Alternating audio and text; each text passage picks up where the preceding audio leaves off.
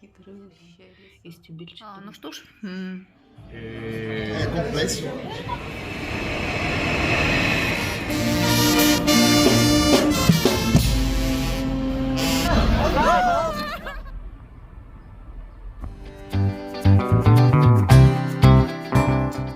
Привет, друзья! Вы на канале Свистич. Меня зовут Ирина, это канал рукоделия и вышивки крестом. И я начинаю свой вышивальный влог. И вот перед вами кукуруза, которую я взяла в работу, которая она у меня лежала с осени.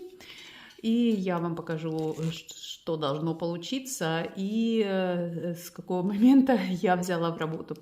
И вот я зашила вот этот кусочек сегодня, потому как я уже записала для вас тег. Я надеюсь, вы его уже посмотрели к моменту выхода этого видео. Если кто не посмотрел, проходите, смотрите. Там, конечно, картинка немного такая, ну там в основном надо слушать. На экран вообще можно не смотреть. И вот такая замечательная кукуруза у меня получается. И видите, я тут зашиваю этот фон. И конца и края ему еще нет. Зашивать его и зашивать. Вот сюда я пойду. Ну вот здесь будет вот эта ботва. Но здесь еще приличненько зашить. Ну, тем не менее, сейчас для меня это самый оптимальный вариант для вышивки, потому что дырочки здесь видно хорошо. Это я четко вижу и могу это спокойненько вышивать. А сейчас я вам покажу, какой я получила необыкновенный, чудесный подарок. Люда, спасибо тебе огромное. Когда ты написала, я тебе книжку послала, я вообще не поняла. Я под тем видео спрашивала у людей, какие книжки почитать, и я не сообразила. И смотрите, что у меня есть. Та-дам! Та-дам, та-дам, та-дам, та-дам! Вы посмотрите, это французская вышивка крестом. Огромное тебе спасибо. Это было... Ай. Спасибо, Люда, спасибо. Люда одна из первых моих зрительниц. И она мне каждый раз пишет под каждым видео комментарий. Самый мой преданный зритель. Спасибо тебе огромное. Это так приятно, это так неожиданно получить такой великолепный подарок. Это французская вышивка крестом, любимый огород Вероника Женер. Да, я видела обзор на эту книгу. И сейчас мы посмотрим. Я, конечно, обзор делать вам не буду здесь. Вы его уже наверняка 153 раза видели. Ну, так, знаете, насладиться. Что-то только отъеду. На. Качаю вас. От радости забу дыхание сперла, как говорится. Посмотрите, какая прелесть. 20 крупных схем, предисловия, отшивы. Ой, здесь, ну, тут даже советы от шефа-повара. Ну, вам как это вообще? Посмотрите, какая прелесть. Перчики. Не, это фасоль.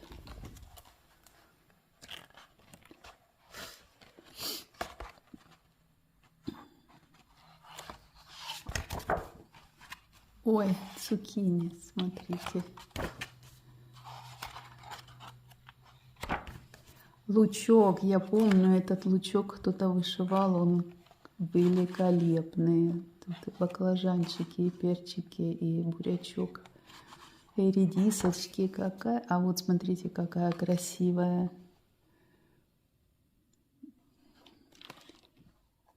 Вот корзиночка. Так, ну что не возьми, красота неземная. Аспараджи, как они там называются? А здесь уже схемочки дальше пошли. Ой, спасибо огромное. Такой неожиданно приятный подарок. Вам покажу наш красивый вокзал в Мадриде. И я еду в Базель.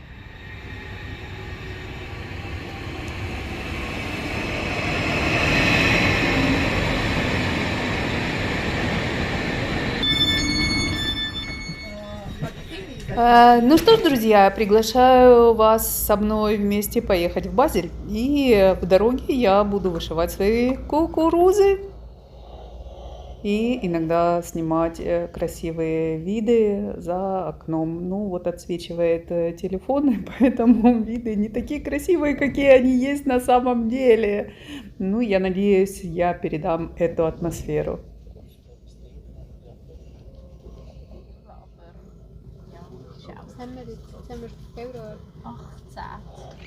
Я в Базеле, и здесь уже все готово к карнавалу. Вот. Чтобы участвовать в карнавале в Базилее, надо иметь вот такой, ну да, посмотреть, значок красивый. Все. Что там написано? Базель 2024. И вот такие нарядные дяденьки их продают. Вот такие кнопки, которые надо нажимать, когда ты хочешь выйти, чтобы не проехать свою остановку.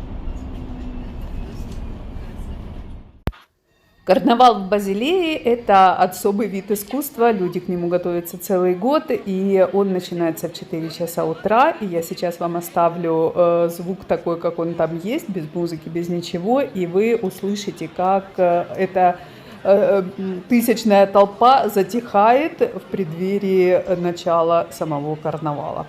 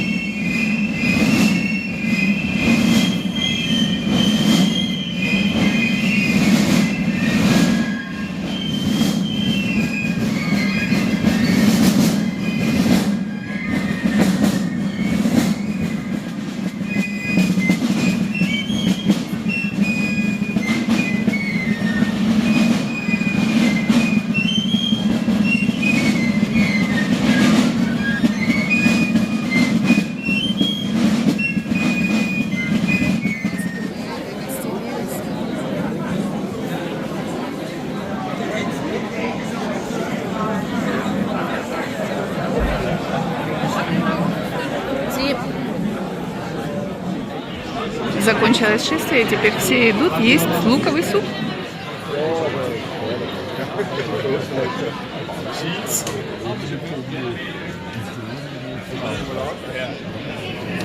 А что это за супчик?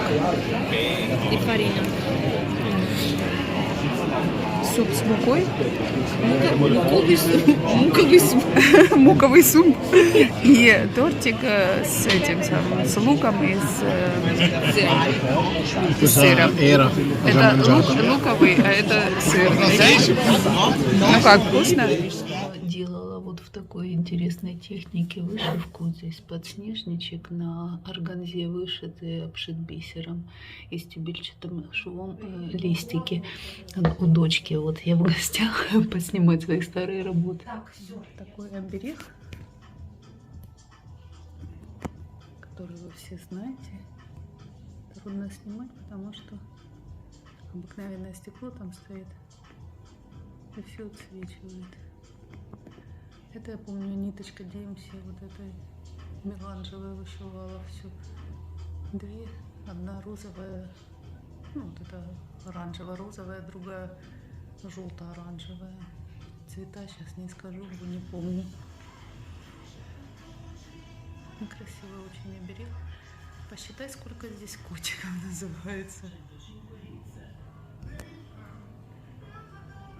Ангелы. Здесь петушок и котики.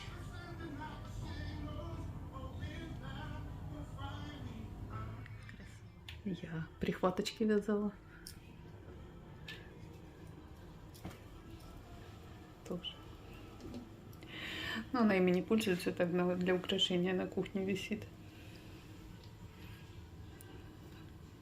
Такую обложку на книгу я делала. Вот здесь я забыла автора.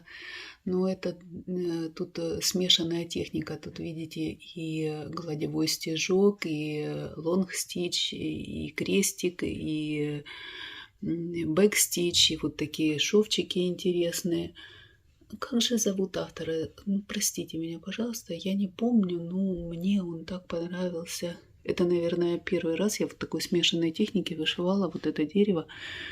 Ну, я была в диком восторге от этого.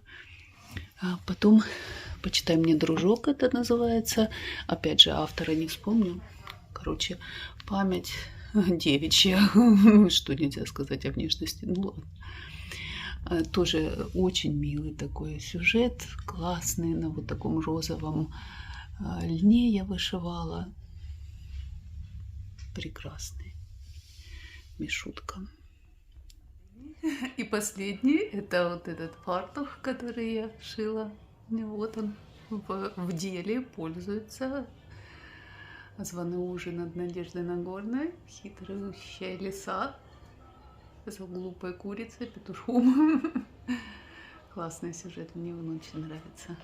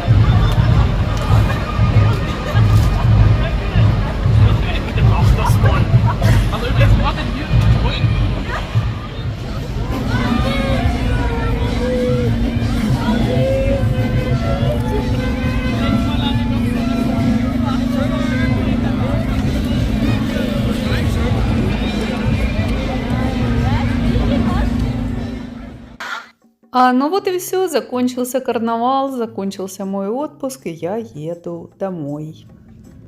Опять же, красивые виды в обратный путь.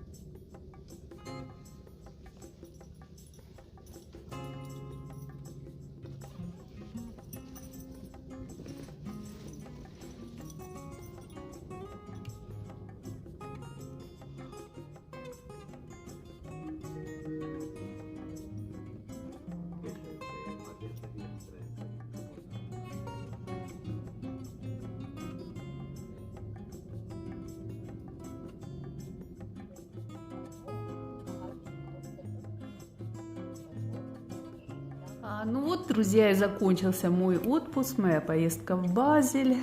Я надеюсь, вам она понравилась так же, как и мне, как я вам поснимала, что я вам показала. Останется у меня воспоминание от карнавала, вот этот значок, без которого меня бы засыпали конфетти за пазуху. Но меня и так насыпали за пазуху этого конфетти и подарили лук-порей. Ну и веточку мимозы мне с этой бросили. Вот такая красивая на память 2024 год. Там эти значки, они разные бывают. Вот у нас самый дешевый, он стоит 10 франков. Там золотого цвета по 20 франков, а там еще с гербом вокруг по 50 франков. Ну, мы вот такой взяли. Будет у меня воспоминание. И давайте же я вам покажу, что мне удалось навышивать в поезде, в поездке туда и обратно в основном. Я вышивала в поезде, там в гостях у меня не было времени этим заниматься. И вот полюбуйтесь на мои кукурузы. Сейчас я подставлю что-нибудь под низ. Вот так будет, наверное, лучше. Вот такая красота получается. Такое довольно прилично я вышила. Вставлю вам, что, с чего я начала в начале недели, когда я взяла его вышивать, и что у меня получилось. И, как можете видеть, мне осталось довышивать вот здесь кусок. О, какой сильный магнит, ножницы прилипли. Вот этот кусок мне сшить крестиком. Вот здесь рамка еще будет. 4 еще будут, 1, 2, 3, 4, вот так вот будут эти, вот такие 2 и еще один вокруг эту рамочку дошить, и потом останется бисер. Бисер, конечно, здесь, ну просто очень много, и очень он такой разноцветный, разный, но зато красота получается необыкновенная. Мне, наверное, самый любимый в Милхиле вот из больших вот этот дизайн. Ну и, пожалуй, все на этой неделе. Я думаю, я показала вам все, что я хотела показать, как получилось, снимала как могла. В конце я вам покажу, какие там цветочки у нас зацвели, потому что у нас весна-весна, тепло-тепло, цветет уже все. Так что я с вами прощаюсь до следующей недели. На следующей неделе я наконец-то хочу начать все то, что я заявила, что я начну. А это у меня Мирабилья Ти, а это у меня Эйфелевая башня от Сюазик. Ну, в общем, на следующей неделе те старты, которые я объявила, я их хочу все-таки стартануть в конце концов. И будет следующее видео более-менее вышивально-вышивальное. А я с вами на этом прощаюсь. Не забывайте ставить лайки, не забывайте писать комментарии. Пишите, нравятся ли вам карнавалы, хотели бы или вы были на карнавалах, пошли бы вы на этот карнавал в 3 часа ночи. В общем, я жду ваших комментариев и желаю вам всего самого наилучшего. Всем пока-пока. До следующего видео. Это, конечно, невероятно, но факт: герань у меня зацвела 14 февраля. Это даже для нас занадто. Это очень рано. Показывала, я вас этим не удивлю. Они у нас цветут всю зиму практически. Подснежники отцвели. Вот здесь они были. Оставшиеся примулы либо уже распустились, некоторые вот даже завяли. Пока я отсутствовала. Вот такие распустились, очень красивые примулы, белые. Они, видите, разрастаются со временем и становятся вот такими красивыми. Здесь, видите, смешались два: красный и желтый в одном, и вот такой еще беленький. А что же за эту неделю у меня распустилось? За мое отсутствие крокусы распустились, и сейчас то ли они закрылись на вечер, скорее всего. Вот такие поливала только что, потому что все было сухое. Никто здесь, конечно, ничего не поливал.